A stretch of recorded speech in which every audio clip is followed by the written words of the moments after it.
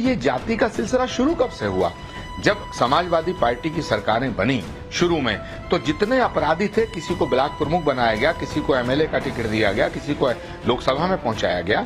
और यहां तक कि उस समय वो जो गेस्ट हाउस कांड था, उसमें मायावती जी ने चीख चीख के कहा था कि समाजवादी पार्टी के गुंडे मेरी हत्या करना चाहते थे। हम आपसे कहना चाहते हैं कि हमने और आपने इन एनकाउंटर्स को एक्सेप्ट कर लिया। ये संविधान को बाईपास करने का एक तरीका है। हमारे यहाँ अदालतें हैं, ट्रायल होते हैं, अदालतें अगर किसी को फांसी की सजा देते हैं तो किसी को कोई एतराज नहीं है। लेकिन हमारी अब रूटीन जिंदगी में एनकाउंटर या बुलडोजर एक रूटीन सी बात हो गई।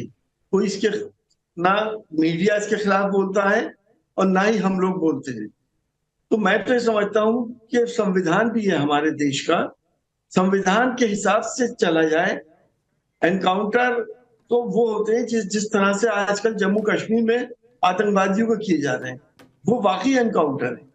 लेकिन ये एनकाउंटर हमारी समझ में नहीं आते कि पकड़ के ले गए, पैर में गोली मार दी या उसको उसके बाद ले आए।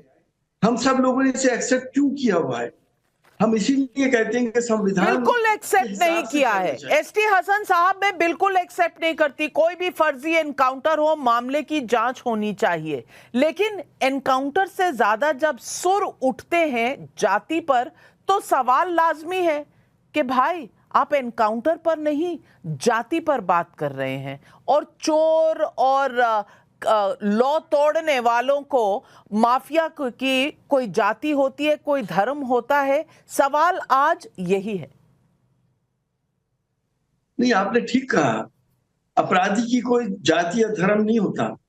लेकिन अगर आप रिकॉर्ड उठा के देखेंगी तो आपको पता चलेगा कि कितने एनकाउंटर किस धर्म के लोगों के हुए हैं और कितने एनकाउंटर किस जाति के लोगों के हुए।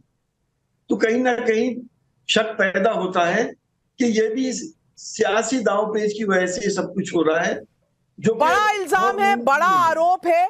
मैं पूछना चाहती हूं आचार्य प्रमोद कृष्णम जी आपसे, क्या बीजेपी की सरकार, योगी की सरकार जाति और धर्म देखकर एनकाउंटर करती है? आरोप बड़ा लगाया है समाजवादी पार्टी ने। नाविका जी, बिल्कुल ऐसा नहीं है। हालांकि मैं भारतीय जनता पार्टी का ना तो अधिकृत प्रवक्ता हूं, ना मैं भारतीय जनता पार्टी का अभी तक सदस्य बना हूं। लेकिन जो सच है उसको मुझे कहने, मैं कल भी गुरेज नहीं था और आज भी गुरेज नहीं है। जब मैं कांग्रेस में था तब भी मैंने ये बात उठाई थी कि अपराधी की कोई जाति नहीं होती है और अपराधियों के मन में सरकार का, सत्ता का, पुलिस का खौफ होना चाहिए। ये बिल्कुल पक्की बात है। और एक बात और मैं कहना चाहता हूं कि बहुत दिनों बाद उत्तर प्रदेश में, यूं तो सारे मुख्यमंत्री जितने भी रहे हैं वो उनका हम सम्मान करते हैं, लेकिन देश की आजादी के बाद आज तक पहली बार उत्तर प्रदेश को एक योगी के रूप में चीफ मिनिस्टर मिला, एक चरित्रवान मुख्यमंत्री मिला, एक आदर्श मुख्यमंत्री मिला है, एक ईमानदार मुख्यमंत्री मिला है, अपराधियों के खिलाफ सख्त कार्रवाई करने वाला मुख्यमंत्री हमें मिला है। तो हमें उसका सम्मान भी करना चाहिए और उनके फैसलों का स्वागत और सराहना करनी चाहिए। जहां तक सवाल है एनकाउंटर का, तो नाविका जी, ये तो देश के लोकतंत्र की विडंबना है। संविधान के अंदर लिखा है कि जाति, धर्म और लिंग के आधार पर कोई भेदभाव नहीं बरता जाएगा। लेकिन अफसोस, सारे पार्लियामेंट के टिकट, एमएलए के टिकट, विधानसभाओं के टिकट, मंत्री का पद, ऑफिसरों की ट्रांसफर, पोस्टिंग सब जाति देख के होती है। जब जाति देख करके ये हुआ, और ये सिलसिला कब से शुरू हुआ? एसटी हसन साहब बड़े दानिश्वर इंसान है, मैं बड़ा रिगार्ड करता हूं उनका, और ये काबिले इज्जत हैं, काबिले तारीफ हैं। मुझे बताइए, ये जाति का सिलसिला शुरू कब से हुआ? जब समाजवादी पार्टी की सरकारें बनी शुरू में, तो जितने अपराधी थे, किसी को ब्लॉक प्रमुख बनाया गया, किसी को एमएलए का टिकट दिया गया, किसी को लोकसभा में पहुंचाया गया। और यहां तक कि उस समय वो जो गेस्ट हाउस कांड था, उसमें मायावती जी ने चीख चीख के कहा था कि समाजवादी पार्टी के गुंडे मेरी हत्या करना चाहते थे।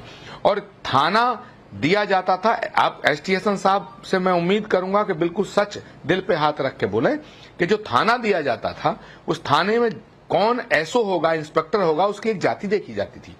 जिले का कप्तान कौन होगा, उसकी जाति देख के वो होता था। नोएडा के अंदर, गाजियाबाद के अंदर प्लॉट्स का जो आवंटन होता था वो पहले जाति देखी जाती थी। और एसटी हसन जी, बड़ा आरोप लगाया है आचार्य जी ने आप पर। सवाल का जवाब दीजिए और जवाब इस बात का भी दीजिए कि जब पुलिस कर्मी एनकाउंटर करते हैं तो क्या किसी के माथे पर यादव लिखा होता है या मिश्रा लिखा होता है?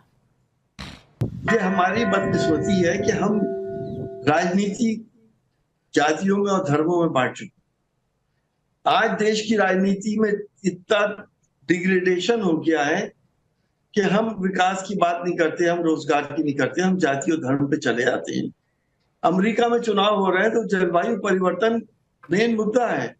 हमारे यहाँ क्या मुद्दे होते हैं वो मुझे कहने की जरूरत नहीं है आपसे। मैं इतना कहना चाहता हूं कि जितने भी अब अधिकारी हैं, उनकी जो डीएम है, एसएसपी है, थानों पे हैं, उसके लिए भी ये शिकायतें आ रही हैं कि एक खास जाति के लोग हैं। कुंदरकी में एक उपचुनाव होने जा रहा है। एसटी हसन साहब, माफ कीजिएगा, लेकिन ऐसा लग रहा है कि आप अमेरिका में इलेक्शन लड़े हैं अब तक, क्योंकि यहां पर जो चुनाव आप लड़ते हैं वो तो इसी पर लड़ते हैं। समाजवादी पार्टी MY फॉर्मूले पर कितने इलेक्शन लड़ चुकी है आचार्य प्रमोद कृष्णम जी, लेकिन एसटी हसन बता रहे हैं जैसे कि आज तक ये इतने पाक साफ इरादों से इलेक्शन लड़ते आए हैं। मुझे तो बता दीजिए कि पिछले एक हफ्ते में अगर आप सिर्फ सोशल मीडिया पर अखिलेश यादव जी के बयान देख लें तो कितने बयानों में कितनी बार जाति का जिक्र है? देखिए, मैं आपसे बता रहा हूँ कि ये मैंने आपसे कहा ना, बदकिस्मती है हमारी। आप सही कह रहे हैं। मैं इसको अच्छी किस्मत नहीं मानता देश के लिए, लेकिन ये हो रहा है। अभी कुंदरकी के चुनाव में सारे एक धर्म के PLOs को हटा दिया गया, लेकिन एक जाति आचार्य जी जब ये जवाब दे रहे हैं, आचार्य जी जवाब दे रहे हैं साहब।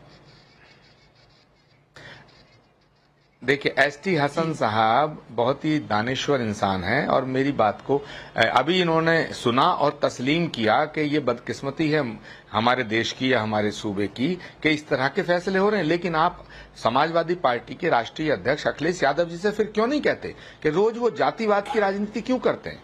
क्यों करते हैं? उनसे एक बार पूछिएगा, क्या सुभाष चंद्र बोस की कोई जाति थी? शहीद आजम भगत सिंह की कोई जाति थी? अशफाक उल्लाह खां की जाति थी? बीर अब्दुल हमीद की जाति थी? क्या जितने भी देश के लिए बॉर्डर पर शहीद होते हैं उनकी कोई जाति होती है? और जाति और धर्म इस हद तक हावी हो गया है नाविका जी कि लोकसभा के सिटिंग MP थे हमारे एसटी हसन साहब, और सिटिंग MP को इनको टिकट इसलिए नहीं दिया गया क्योंकि वहां धर्म आड़े आ रहा था, जाति आड़े आ रही थी। ऐसा कुछ नहीं है। मुरादाबाद मुस्लिम बहुल क्षेत्र है और मैं मुस्लिम कम्युनिटी से ही आता हूँ। मेरे राष्ट्रीय अध्यक्ष जी पे कुछ दबाव थे, वो मैं इसमें डिटेल में नहीं जाना चाहता, लेकिन ना मुझे अपने राष्ट्रीय अध्यक्ष जी से कोई शिकायत है। हाँ, जिन लोगों ने करवाया उनसे शिकायत है। लेकिन जहां तक सवाल जो मेन डिस्कशन हो रहा है, वो डिस्कशन यही हो रहा है कि हमें धर्म और जाति की राजनीति से ऊपर उठना चाहिए। अभी आपने कहा मुरादाबाद में मुस्लिम बहुल इलाका है और मैं उसी कम्युनिटी से आता हूं। मुझे लगा था आप कहेंगे कि कम्युनिटी का कोई आधार होता ही नहीं, लोग अपनी काबिलियत पर बनते हैं, पर आपने ऐसा नहीं कहा।